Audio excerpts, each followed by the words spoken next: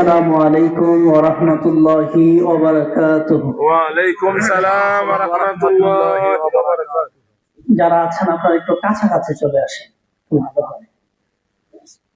আলহামদুলিল্লাহ আলহামদুলিল্লাহি নাহমাদুহু ওয়া নাস্তাঈনুহু ওয়া নাস্তাগফিরুহু ওয়া নু'মিনু বিহি ওয়া নাতাওয়াক্কালু আলাইহি ونعوذ بالله من شرور أنفسنا ومن سيئات أعمالنا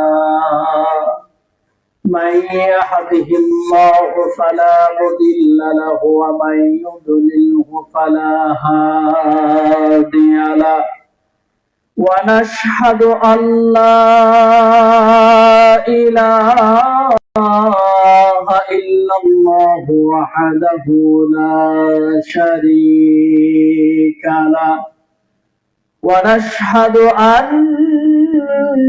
سيدنا ونبينا وشفينا وحبيب قلوبنا وطبيبنا وكريمنا وجماتنا ومولانا محمدا عبد الله ورسوله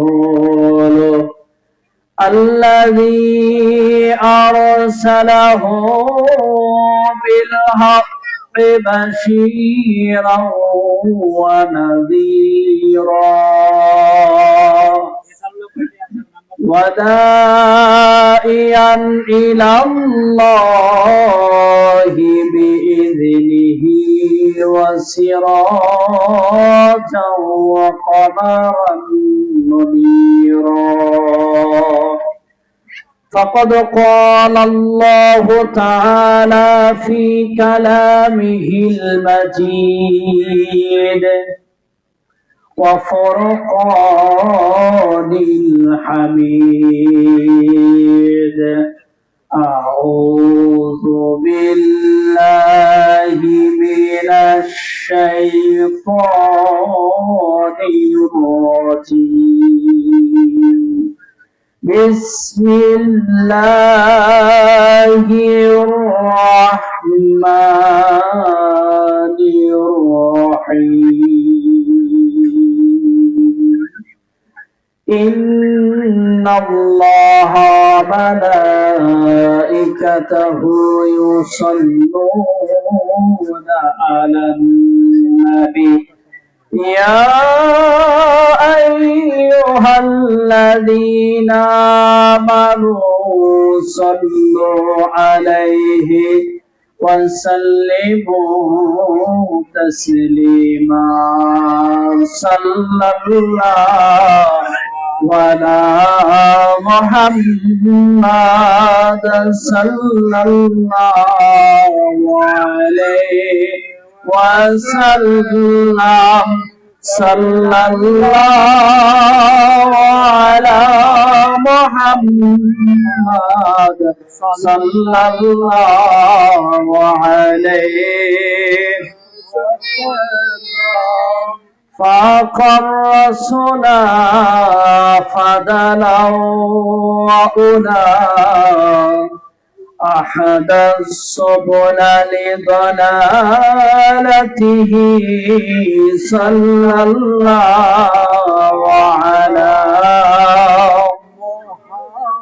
محمد صلى الله عليه وسلم صلى الله على محمد صلى الله عليه وسلم بلغ العلا بكماله كشف الدجى بجماله حسنت جميع خصاله صلوا عليه وآله এসেছো তুমি ধরার মাঝে নিয়ে এসেছো সাথে আল কোরআন আলোতে তোমার আলোকিত এই ধরা, মরা পেয়েছি যে ইসলাম বালাগাল উলা বিকামালিহি কাশাফাত দুজা বিজামালিহি حسنت جميع خصاله صلوا عليه وآله اللهم صل وسلم وبارك عليه আলীনগর দারুস সুন্নাহ মডেল মাদ্রাসার উদ্যোগে আয়োজিত অধ্যকার তালিমি জলসায় উপস্থিত রয়েছেন নারায়ণগঞ্জ জেলা আইম্মাই হিজবুল্লাহর সম্মানিত সেক্রেটারি আলহাজ হযরত মাওলানা মুফতি সালাউদ্দিন সালেহী সাহেব। অনুষ্ঠানে উপস্থিত রয়েছেন বন্দর থানার জমিয়ত হিজবুল্লাহর সম্মানিত সভাপতি মোল্লা সালেহ আহমদ সাহেব। উপস্থিত রয়েছেন অত্র মাদ্রাসার সম্মানিত মুদির হযরত মাওলানা মুহিবুল্লাহ সালেহী সাহেব। আমার সামনে উপস্থিত রয়েছেন অত্র এলাকার মুরব্বিয়ান ইজাম, আমন্ত্রিত উলামায়ে কেরাম, কচিকাঁচা মাসুম বাচ্চারা, পর্দার আড়ালে শ্রবণরত আমার মা ও বোনেরা, মহান রব্বুল ইজ্জাত ওয়াল জালালের দরবারে অসংখ্য অগণিত শুকর এবং সুজুদ যে আল্লাহ রাব্বুল আলামিন আমাদেরকে দয়া করে মায়া করে, যদিও দেখা যায় এটা ছোট্ট একটা মজলিস, কিন্তু এই মজলিসটার গুরুত্ব কম না বেশি? বেশি। কেমন বেশি? আল্লাহর হাবিব সাল্লাল্লাহু আলাইহি ওয়াসাল্লাম উনি বলেছেন, তোমরা যখন জান্নাতের বাগানের পাশ দিয়ে অতিক্রম করবে তখন তোমরা জান্নাতের ফলগুলো সেই স্থান থেকে আরোহণ করবে, অর্থাৎ সংগ্রহ করবে। বলেন না সুবহানাল্লাহ। রাসূল কারীম সাল্লাল্লাহু আলাইহি ওয়াসাল্লামকে জিজ্ঞাসা করা হলো, ইয়া রাসূলুল্লাহ,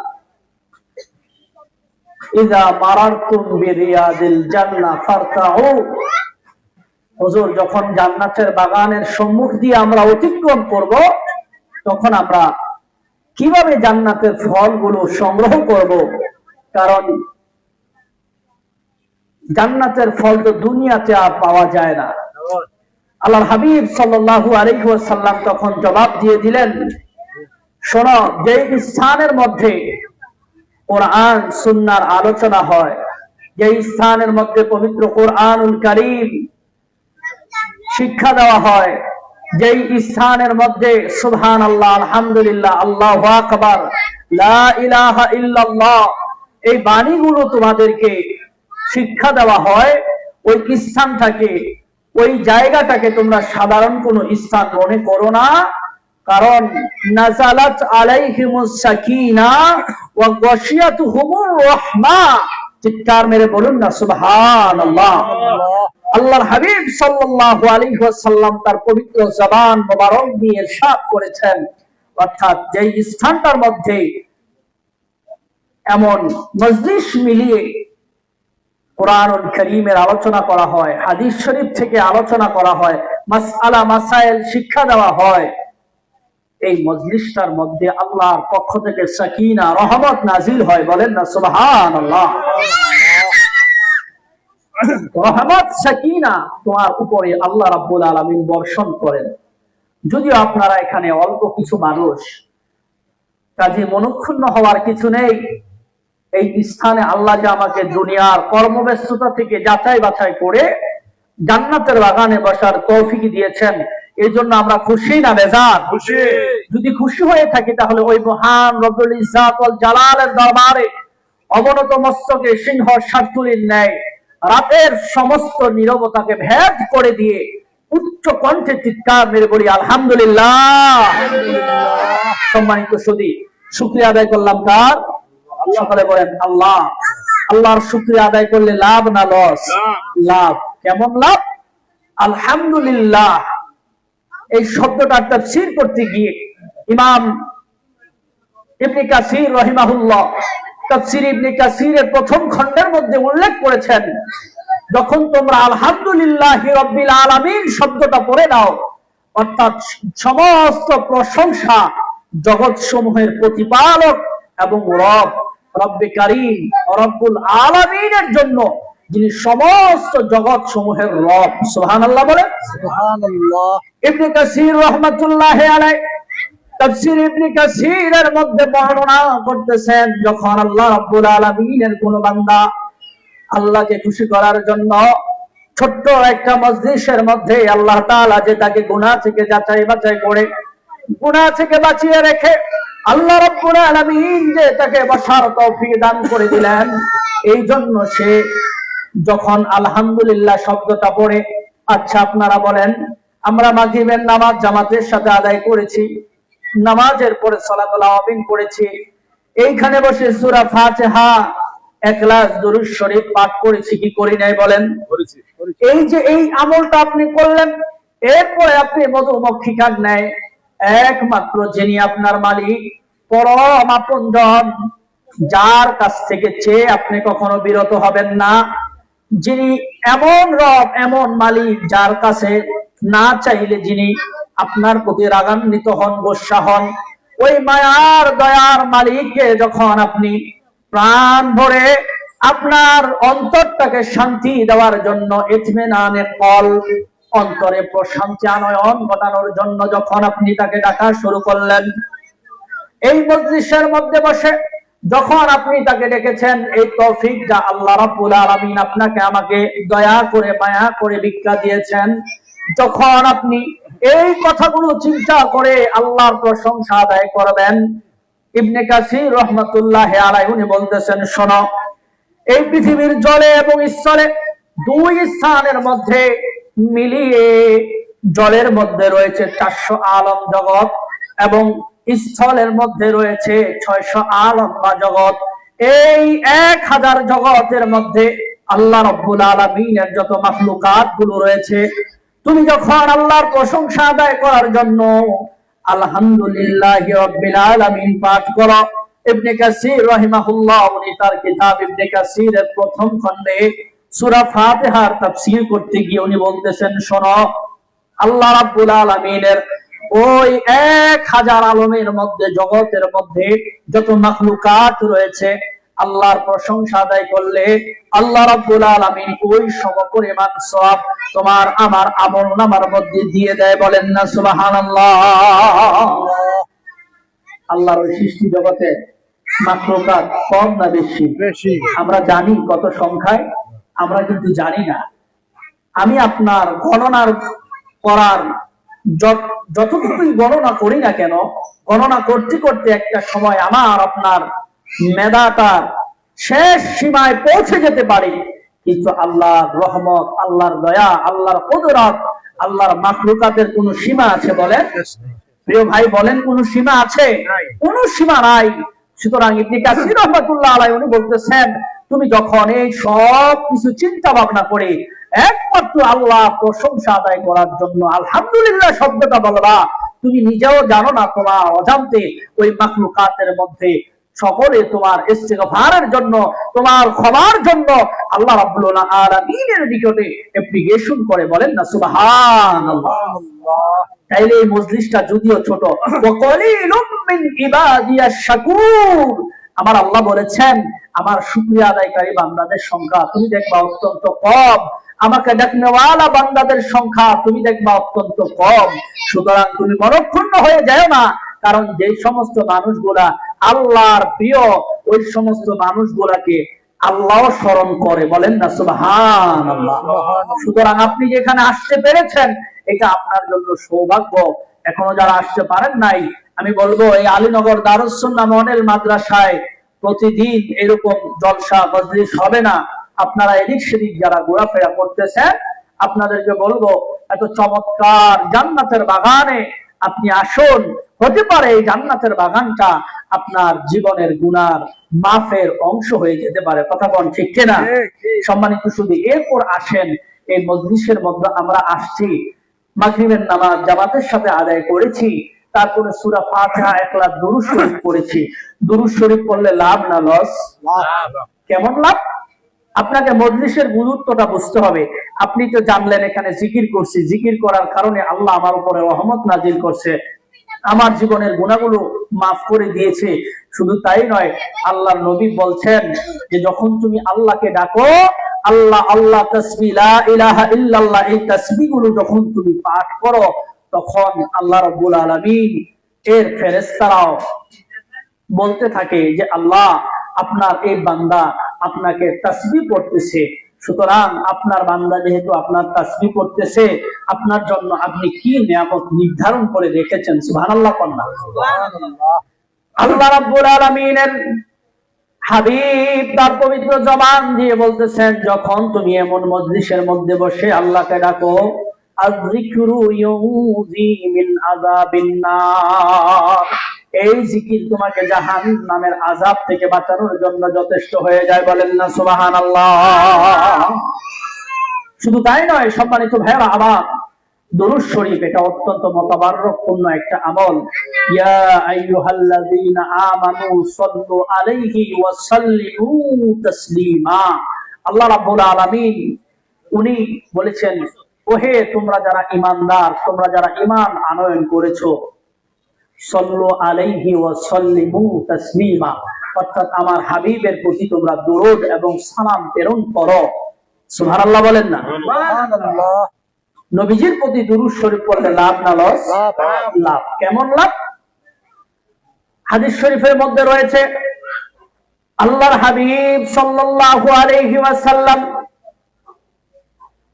ওনার জীবদ্দশায় হযরত আলী কাররামাল্লাহু ওয়াজহাহুর সাথে কোন একটা খেজুরের বাগানের মধ্যে অবস্থান করতেছিলেন। খেয়াল করে শোনেন, আল্লাহর নবী যখন ওই স্থানের মধ্যে অবস্থান করতেছেন, অবস্থান করার এক পর্যায়ে আল্লাহর হাবিব সাল্লাল্লাহু আলাইহি ওয়াসাল্লাম দেখতেছেন একটা মৌমাছি নবীজির চারপাশের মধ্যে ঘোরাফেরা করতেছে। বলেন না সুবহানাল্লাহ।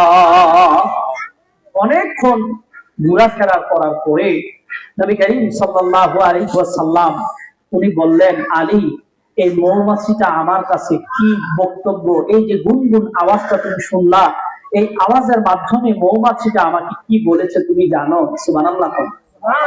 আমার নবী পশু পাখির ভাষা বুঝতেন, এই বিশ্বাস আমাদের আছে তো? আল্লাহ রাব্বুল আলামিন তাকে সেই ক্ষমতা, সেই এলেম দান করেছেন। কেমন এলেম? নবীজি বলছেন, উতীতুল ইলমাল আউয়ালি ওয়াল আখিরিন, আল্লাহ আমাকে পৃথিবীর শুরু থেকে নিয়ে কিয়ামত পর্যন্ত যা কিছু হবে সমস্ত কিছুর এলেম আল্লাহ রাব্বুল আলামিনের পক্ষ থেকে আমি পেয়েছি। আল্লাহ রাব্বুল আলামিন আমাকে তা জানিয়ে দিয়েছেন। বলেন না সুবহানাল্লাহ। সম্মানিত সুধী, নবী করিম সাল্লাল্লাহু আলাইহি ওয়াসাল্লাম তখন আলী রাদিয়াল্লাহু তাআলা আনহুকে বললেন, আলী, এই মৌমাছিটা আমাকে বলতেছে যে অমুক স্থানের মধ্যে যে হুজুর আপনার জন্য সামান্যতম কিছু মধু আমি হাদিয়া রেখেছি, হুজুর আপনি এই মধুটা গ্রহণ করেন। সুবহানাল্লাহ। স্থানও বলে দিছে, কিতাবের মধ্যে এসেছে।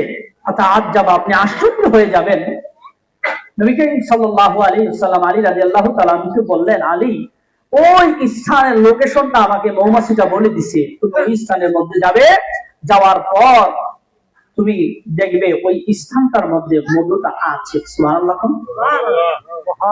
হযরত আলী কাররামাল্লাহু ওয়াজহাহু নবীজির পক্ষ থেকে লোকেশন অনুসারে যখন ওই স্থানের মধ্যে উপস্থিত হলেন, উপস্থিত হওয়ার পর আমার আপনার কলিজার টুকরা নবীর সাহাবী হযরত আলী কাররামাল্লাহু ওয়াজহাহু আহলে বায়তের অন্যতম সদস্য, উনি ওই স্থানের মধ্যে গিয়ে দেখলেন মৌমাছি যে লোকেশনটা তাকে প্রদান করেছেন, ওই লোকেশন অনুসারে আল্লাহর হাবিবের জন্য হাদিয়া স্বরূপ, উপটোকন স্বরূপ, গিফট স্বরূপ কিছুটা মৌমাছি ওই স্থানের মধ্যে গেরো দিয়ে রেখেছেন, আর মধুটা ওই মাঝখানের মধ্যে রয়েছে। বলেন না সুবহানাল্লাহ।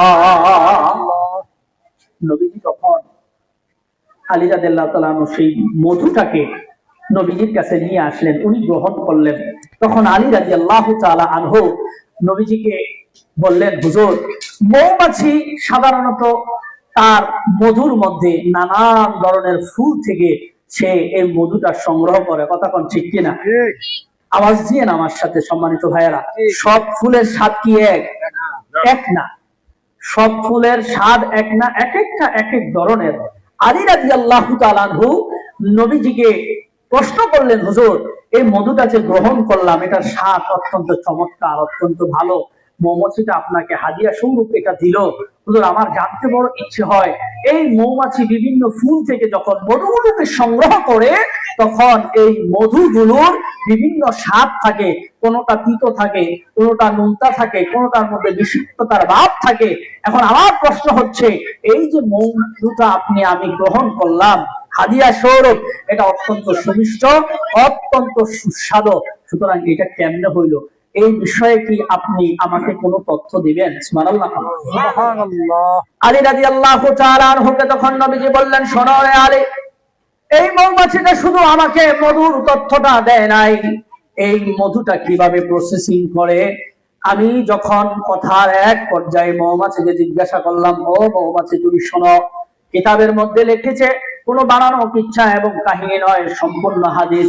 নবীজি তখন বললেন, আলী রে, তখন মৌমাছি আমাকে তথ্য দিল, হুজুর, এই মধুটা বিভিন্ন ধরনের স্বাদমূলক হয়ে থাকে, বিভিন্ন ফুলের স্বাদ এই মৌমাছি পেটের মধ্যে যখন মধুটা যায়, বিভিন্ন স্বাদে সেটা ভরপুর থাকে। সেটা প্রথমে মধু হিসেবে প্রসেসিং হয় না। বলতেছে, হুজুর, আমি এইটা নিয়ে যখন অনেক দূর দূরান্ত থেকে, আল্লাহ রাব্বুল আলামিন সূরা নাহলের মধ্যে বলতেছেন, আমি মৌমাছির কাছে এই মর্মে সংবাদ প্রেরণ করেছি, ও মৌমাছি, তুমি গাছের উঁচু ডালের মধ্যে, বিভিন্ন বাড়ির কানিসের মধ্যে, এবং যেটা তোমার জন্য সেফ জোন হয়, ওই সমস্ত জায়গার মধ্যে তুমি বাসা বানাও। বাসা বানিয়ে সেই স্থানের মধ্যে ইয়াখরুজু মিন বুতুনিহা শারাবুম মুখতালিফুন আলওয়ানুহু ওয়া শিফাউল লিন-নাস। বলেন সুবহানাল্লাহ। আল্লাহ রাব্বুল আলামিন তখন বলতেছেন, মৌমাছি শোনো, আমি আল্লাহ রাব্বুল আলামিন তোমাকে এই যে তথ্যগুলো দিলাম, সেই অনুসারে তুমি বাসাটা বানাবে। বাসা বানানোর পরে রে মৌমাছি, তুমি বিভিন্ন জায়গা থেকে মধুগুলোকে সংগ্রহ করবা। সংগ্রহ করার পরে ওই মধুগুলো একটা পর্যায়ে যখন তোমার পেটের মধ্যে চলে যায়, ওই পেটের মধ্যে যাওয়ার পরে ওইটা প্রথমে বাবা মধু হয় না। মৌমাছি নবীজিকে বলতেছেন, যখন হুজুর ওই মৌমাছিটা সংগ্রহ করে আমি আসা পর্যন্ত, এই যে লং ডিস্টেন্স আমার বাসা থেকে মধু সংগ্রহের স্থান, এই জায়গার মধ্যে আসার পরে আমি যখন আপনার প্রতি দুরূদ শরীফ আদায় করতে থাকি, ওই দুরূদ শরীফের কারণে আল্লাহ রাব্বুল আলামিন আমার ওই বিভিন্ন ফুলের যে স্বাদগুলো রয়েছে, বিষাক্ততা রয়েছে, ওইটাকে দূর করে দিয়ে মধু হিসেবে, সুস্বাদু একটা তরল পানি হিসেবে, মানুষের জন্য শেফা হিসেবে, আরোগ্য হিসেবে আপনার প্রতি দুরূদ শরীফ পড়ার কারণে আল্লাহ রাব্বুল আলামিনের পক্ষ থেকে এইটা নিয়ামত হিসেবে দান করে দেন। বলেন না সুবহানাল্লাহ। আরো জোরে বলেন না সুবহানাল্লাহ। ইয়াখরুজু মিন বুতুনিহা শারাবুম মুখতালিফুন আলওয়ানুহু ফীহি শিফাউন লিন-নাস। আল্লাহু আকবার বলেন। আল্লাহ রাব্বুল আলামিন বলতেছেন, শোনো, এই যে তার পেটের মধ্যে যে পানিটা, তরলটা তুমি দেখতে পাও, এই পানিটা কোনো সাধারণ পানি নয়। এই পানিটা একটা বিষাক্ততার মধ্যে ছিল, কিন্তু একমাত্র আমার হাবিব, আমার দোস্ত মুহাম্মদুর রাসূলুল্লাহ, সকলে পড়েন না সাল্লাল্লাহু আলাইহি ওয়াসাল্লাম, ওই নবীর প্রতি দুরূদ শরীফ পড়ার কারণে আমি আল্লাহ রাব্বুল আলামিন মৌমাছির পেটের সেই বিষাক্ত পানিটাকে মধু হিসেবে দেই। শুধু মধু হিসেবে দেই তাই নয়, আমার আল্লাহ সূরা নাহলের কোরআনুল কারীমের মধ্যে বলে দিয়েছেন, ফীহি শিফাউল লিন-নাস, মানুষের জন্য আরোগ্য হওয়ার মেডিসিনও আমি আল্লাহ ওই তরলটার মধ্যে দিয়ে দেই। বলেন না সুবহানাল্লাহ। আরো জোরে বলেন না সুবহানাল্লাহ। এখন আপনি প্রশ্ন করতে পারেন এটার সাথে আমি দুরূদ শরীফ পড়ার সম্পর্ক কি? আমার প্রশ্নের উত্তর আমি আপনাকে দিয়ে দিচ্ছি। সেটা হচ্ছে, বাবা, একটা মৌমাছি যদি একটা বিষাক্ততা থেকে নবীর প্রতি দুরূদ শরীফ পড়ার কারণে আল্লাহ রাব্বুল আলামিন আপনার এই মৌমাছির যে পানিটা রয়েছে, ফুলের মধুটা সংগ্রহ করে ওইটা বিভিন্ন স্বাদ থেকে বিষাক্ততাকে দূর করে দিয়ে আল্লাহ মানুষের জন্য একটা শেফা, একটা আরোগ্য মেডিসিন হিসেবে আল্লাহ তৈরি করে দিতে পারেন। আর আমি আপনি হচ্ছে আখিরি জামানার উম্মত, আখিরি জামানার নবীর উম্মত, তার উম্মত অনুসারী। দরখাস্ত করা লাগছে না, দরখাস্ত ছাড়াই উম্মত হয়েছি, বলেন তো সুবহানাল্লাহ বলেন না? এই দরখাস্ত আগেই করে রেখেছে, যেটা গ্রান্টেড হয় নাই, যেটা মঞ্জুরিয়াত হয় নাই, কথা বল ঠিক কিনা? কিন্তু আমি আপনি দরখাস্ত ছাড়া বিনা দরখাস্তে নবীর উম্মত হয়েছি। আমি আপনি যদি দুরূদ শরীফ পড়ি, আমার নবী বলছেন তার পবিত্র জবান মোবারক দিয়ে, শোনো, এই যে মধুটা বুখারীর হাদিসের মধ্যে আসছে, আল্লাহর নবীর কাছে একজন সাহাবী আসছে, এসে বলতেছে, ইয়া রাসূলুল্লাহ, ইয়া হাবিবাল্লাহ, আমার সহোদরের পেটের মধ্যে পীড়া হচ্ছে, সমস্যা হচ্ছে, হুজুর আমাকে আপনি একটা উপায় বলে দেন। সুবহানাল্লাহ কন্যা। তখন নবীজি বলতেছেন, বুখারী শরীফের হাদিস কিতাবুল তিব্বের মধ্যে রয়েছে, তখন নবী করিম সাল্লাল্লাহু আলাইহি ওয়াসাল্লাম তাকে বললেন, তাকে একটু তুমি মধু পান করায়া দাও। সুবহানাল্লাহ। ওই সাহাবী তখন নবীজির কাছে থেকে বিদায় নিয়ে তাকে একটু মধু পান করিয়েছেন। করানোর পরে দেখলেন যে তার সমস্যাটা আরো বেড়ে গেছে। আল্লাহু আকবার বলেন না? দৌড়ে আবার নবীর কাছে আসছে, এসে বলতেছি, ইয়া রাসূলুল্লাহ, ইয়া হাবিবাল্লাহ, নবী গো, আমি যে সমস্যার কথা বললাম, এখন তো মধু খাওয়ানোর পরে ওটা আরো বাড়ছে। নবীজি বললেন, তুমি আবারও তাকে মধু পান করায় দাও। এইভাবে 3 বার যখন সে আসছে, তৃতীয়বার নবীজি তাকে বলছেন, তুমি তাকে মধু পান করায় দাও, কারণ আল্লাহ যেহেতু বলছে এটার মধ্যে শেফা আছে, আরোগ্য আছে, সুতরাং এইটার উপকার তুমি লাভ করতে পারবেই, এতে কোনো সন্দেহ নাই। সুবহানাল্লাহ। আল্লাহর হাবিব সাল্লাল্লাহু আলাইহি ওয়াসাল্লামের ওই সাহাবী তখন দৌড়ে বাড়ির মধ্যে গেলেন। বাড়িতে যাওয়ার পর মধু পান করানোর পরে দেখলেন কিছুক্ষণ পরে আস্তে আস্তে তার সেই সমস্যাটা দূর হয়ে গেছে। বলেন না সুবহানাল্লাহ? এই হাদিসের ব্যাখ্যায় বুখারীর সরা উমদাতুল কারীর মধ্যে আসছে, বলা হয়েছে যে তার ভিতরে প্রবলেমটা অর্থাৎ জীবাণুটা বেশি ছিল, এই জন্য প্রথম সমস্যা হয়েছে, দ্বিতীয় সমস্যা হয়েছে, তৃতীয় সমস্যা হয়েছে, কিন্তু তৃতীয়বারের পরে আল্লাহর ওই কোরআনের আয়াত আর নবীর জবানের কথার ফলশ্রুতিতে আল্লাহ তাকে শিফা দান করেছেন মধুর মাধ্যমে। বলেন না সুবহানাল্লাহ?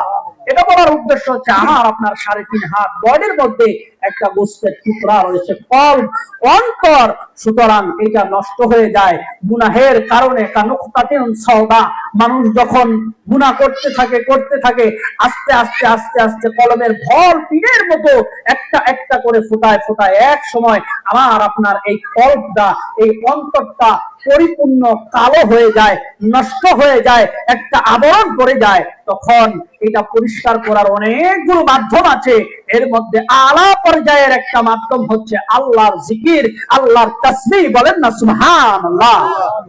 আয-যিকরু শিফাউল কলব। হাদিসে নবী বলছেন, জিকিরটা হচ্ছে তোমার অন্তরের জন্য আরোগ্য। সুবহানাল্লাহ। আর এই আরোগ্য আপনি দূর হইলেন, সুস্থ হইলেন। যখন আপনি সুস্থ হইবেন, সুস্থ হওয়ার পরে ডাক্তার কি প্রেসক্রিপশনে কিছু ভিটামিন দেয় কি দেয় না? প্রথম মেডিসিন দেয় যেটা দিয়ে আপনার আরোগ্যটা লাভ হবে, কিন্তু পরবর্তীতে কিন্তু কিছু ভিটামিন দেয়, যে ডাক্তার সাহেব আমার শরীরটা তো অত্যন্ত দুর্বল মনে হয়, প্রেসারটা লো, খাইতে পারি না, ঘুম হয় না, তখন উনি কিন্তু আপনাকে একটা ভিটামিন দেয়। আপনি জিকিরের মাধ্যমে অন্তরটাকে, কল্পটাকে পরিষ্কার করলেন, জায়গাটাকে ফ্রেশ করলেন, এখন আপনার এই অন্তরের মধ্যে নূর কিভাবে আসবে? আল্লাহর নবী বলতেছেন, তুমি যদি আমার প্রতি দুরূদ শরীফ পড়ো, শুধু নবীজি নয়, আল্লাহ রাব্বুল আলামিন কুরআনুল কারীমে জানায়া দিয়েছেন, তুমি যদি নবীর প্রতি দুরূদ শরীফ পড়ো বেশি বেশি করে, তখন আল্লাহর হাবিবের দুরূদ শরীফ পড়ার কারণে যেমনি ভাবে ওই যে বিষাক্ত মধুটা আপনার এই আরোগ্যতায় পরিণত হয়, বিষাক্ত মধুটা যেমনি ভাবে একটা মূল্যবান পানিতে পরিণত হয়ে যায়, তদরূপ আপনার অন্তরের মধ্যে আল্লাহ রাব্বুল আলামিন এই দুরূদ শরীফ পড়ার কারণে আল্লাহর পক্ষ থেকে নূর দান করেন, আল্লাহর পক্ষ থেকে ইতমিনানে কলব দান করেন, অন্তরের প্রশান্তি দান করেন, আপনার জীবনের গুনাহগুলো মাফ করে দেন, আপনার মর্তবাকে আল্লাহ 10 গুণ বাড়ায়া দেন এবং আপনার 10টা সমস্যাকে আল্লাহ রাব্বুল আলামিন এই দুরূদ শরীফের কারণে দূর করে দেয়। চিৎকার মেরে বলুন না সুবহানাল্লাহ। কাজী দুরূদ শরীফ পড়লে লাভ না লস বলেন? এই যে এখানে বসে আপনি 10 বার দুরূদ শরীফ পড়েছেন, এখন আপনি চিন্তা করেন এই 10 বার দুরূদ শরীফ আপনি পড়েছেন, আপনার জীবনের কতগুলো গুনাহ আল্লাহ রাব্বুল আলামিন মাফ করে দিয়েছে। সম্মানিত শরীফ, তাহলে এই যে দুরূদ শরীফ পড়া দরকার আছে না নাই? এক হাদিসের মধ্যে আসছে মানুষ যখন 10টার কথা আছে এবং বর্ণনা করতে করতে 70টার কথাও আছে, অর্থাৎ আপনার আমল নামায় আল্লাহ রাব্বুল আলামিন 70টা গুনাহকেও দুরূদ শরীফের কারণে মাফ করে দেয়। বলেন না সুবহানাল্লাহ। এরপরে আসেন দুরূদ শরীফের আরো একটা ফাজিলত ফাজাইল আমি আপনাদের সামনে বর্ণনা করি। আল্লাহ রাব্বুল আলামিন যে বান্দা দুরূদ শরীফ পড়ে, আল্লাহ তাআলা এই পৃথিবীতে মানুষকে সৃষ্টি করেছেন তার প্রতিনিধি খলিফা হিসেবে। কথা কোন ঠিক কিনা? যখন মানুষকে সৃষ্টি করা হচ্ছে, আল্লাহ সূরা বাকারার মধ্যে বলে দিয়েছেন, তখন কিন্তু ফেরেশতারা বাধা দিয়েছিল যে আল্লাহ, আমরা তো আপনার ইবাদত করি, আমরা আপনাকে ডাকি, আমরা আপনার সব কিছু করি, সুতরাং আপনার হুকুম ছাড়া আমরা কোনো কিছুই করি না। আল্লাহ, আপনি আমাদের সৃষ্টি করছেন, তারপর আবার কেন আপনি মাখলুক সৃষ্টি করবেন? প্রশ্ন করেছিল, বাধা দিয়েছিল। তারা তো পৃথিবীর মধ্যে গিয়ে মারামারি, কাটাকাটি, হানাহানি করবে। জি, আজান দিলে বন্ধ। অসমাপ্ত আলোচনা সমাপ্ত করবেন নামাজের পরে। ঠিক আছে, কারণ আলোচনা আবার ওই হচ্ছে নামাজের পর কিছু লোক নাই, 7টায় আজান দিতে আছে। সম্মানিত মুসল্লিয়ান কিরাম, আল্লাহ রাব্বুল আলামিন এই বাধা ফেরেশতারা দিয়েছিল। কথা কোন ঠিক কিনা? আপনি আমি আজকাল দেখা যায় কোরআন থেকে, কোরআনের শিক্ষা থেকে আমরা অনেক দূরে চলে যাই, কিন্তু আপনি কেন কোরআনের শিক্ষায় আসবেন? কেন আপনি এই যে আলীনগর দারুস সুন্নাহ মডেল মাদ্রাসায় আপনার সন্তানদেরকে আপনি এখানে ভর্তি করাবেন? ভর্তি করলে তারা পড়বে, বলবেন তাদের লাভ, সবকিছু তাদের, কিন্তু আমার কি? এইটা বোঝার জন্যই আপনি এই মাহফিলের ব্যবস্থা করা হয়েছে। এই বিষয়টাই উলামায়ে কেরাম আপনাদেরকে বুঝাবেন। এই যে আসছেন, আপনার সন্তানকে কোরআন আপনি শিক্ষা দিচ্ছেন, আল্লাহ রাব্বুল আলামিন ওই যে খেয়াল করেন, বলছে যে তারা পৃথিবীর মধ্যে গিয়ে ঝগড়া ফাসাদ সৃষ্টি করবে। আমাকে আপনাকে সৃষ্টি করতে গিয়ে প্রথম বাধাটা যেটা আসছিল সেটা ফেরেশতাদের মাধ্যমে আসছিল। সম্মানিত শুধু তখন আল্লাহ রাব্বুল আলামিন ফেরেশতাদেরকে বললেন, শোনো, আমি যে বিষয়টা জানি তোমরা নিজেকে পরিবর্তন করার চেষ্টা করবেন। তখন আল্লাহ রাব্বুল আলামিন তার ফেরেশতাদেরকে ডেকে বলে, শোনো, তোমরা এই যে বাধা দিয়েছিলা, আমার বান্দা তো আজকে তালিমি জলসায় বসেছে, সেখানে সূরা ফাতিহা, ইখলাস, দুরূদ শরীফ পাঠ করেছে, সে তার জীবনের গুনাহগুলো মাফ করার জন্য রোনাজারি করেছে।